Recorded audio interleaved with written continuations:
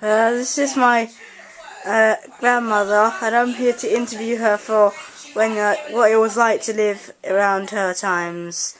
So when she came to England. So what was it like to first come to England?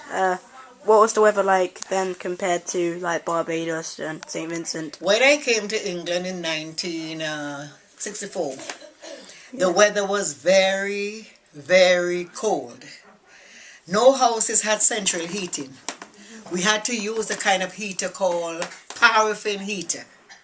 We all lived in one room, mother, father, and children. Getting a room from the white people was very hard.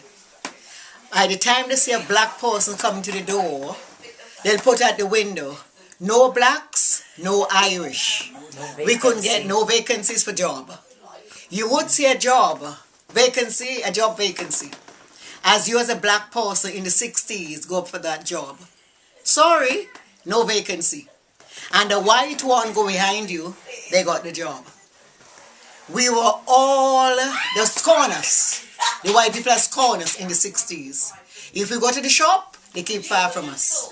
If they had a room to let, no blacks, no Irish, they're not letting us any room. It was very, very hard. When we first came here, we used to work for £5 a week. £5 a week. And we got to pay £2.50 rent for a room. If you're living with your partner, it's £2.50. But if you're living on your own, it's £2, right?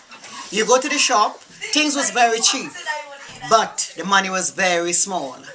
And then we had our parents in the West Indies. We had to send something for our parents monthly, right? We get the children family allowance. Then we have to buy them school uniforms, take them to private school, and take them on the buses. Things was very, very hard. We had to work 7 days a week, 12 hours a day to survive, right? Yeah. I had 4 children, and it's a good job. My eldest used to help me with the younger ones, so I could have do a lot of overtime to survive. When you go for a house, a nice house you see in a nice area, from the time they see you're black, they're not selling. And the white person will go behind you, and they will get that house. It was very, very hard. They treat us very, very bad in this country. We were more like dogs in this country. They walk next to them, they keep far from you. They don't want to talk to you, no nothing, you know. We were like dogs to them, very scornful. Yeah. They scorn us very, very much. Yeah. You go to work, they give you the worst job. Cleaning jobs. The worst job they give to you. If you go to work, you even have the qualification. Oh, sorry, no vacancy. And by the time somebody else goes up, they get that job. We had it very, very hard in this country. Another question, Nanny. What was it like to how many racist people did you live next to, or or was there any racist people like in St. Vincent that you lived that were local to you? No racist in St. Vincent at all.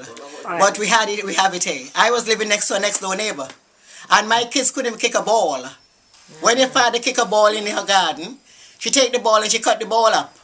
You know, she was very, very racist. Mrs. Walker. And I tell her a few things or two, right? 6. I didn't give her 6. I tell her a few things or two.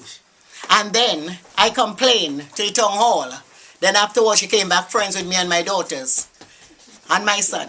She came back friends with all of us, you know. But she was very, very racist. But we didn't have no racists in St. Vincent at all. Because we were more one. We were more one, you know. She did not come back friends with all of us. We were more one in St. Vincent. But when I came to this country in 1964, I've seen a lot of difference. I've seen a lot of difference in this country. When I came here 5 years, I said I'm going back to my own country. I couldn't live here that long, you know. Because they never treat us good at all. But after 5 years, you come and have your children, right? Yeah. You want a better education for them and a better future. Because where I came from in the West Indies was very, very hard. You see? Yeah. And even though we were treated bad in this country, we had a better life. We had a better life here, right? If I was in the West Indies, my kids couldn't be educated, all right? So I still stuck it. I stuck to it. That my children could have a better education You know what I mean? Yeah, and make yeah. my nose swell and be I used to tell your father. Big head. I used to tell your father, if he don't learn his book, I'll get a jacket, a donkey jacket on his back. That he'll come and clean Skefco.